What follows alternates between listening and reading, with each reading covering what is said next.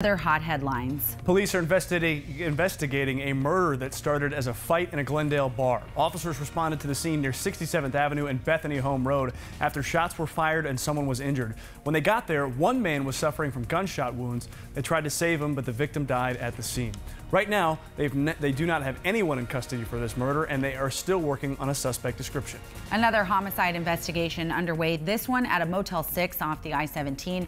Phoenix police responded to the motel about a shooting call, and when they got there, they found a 37-year-old man dead. The victim has been identified as Sean Bartnick.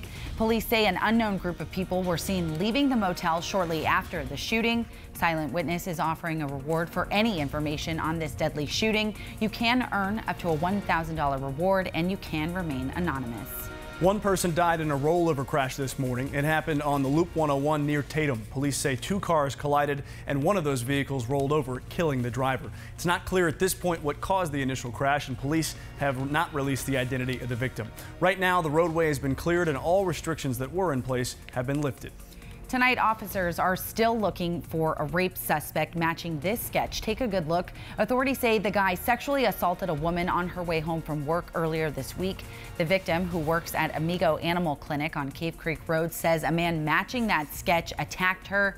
If you know who the suspect might be, you're asked to contact Phoenix PD. Police are also looking for two robbers who went into a Family Dollar store armed with a hammer. The men hit two different stores, first on 27th Avenue in Bethany Home, then hours later the store on 25th Avenue in Van Buren.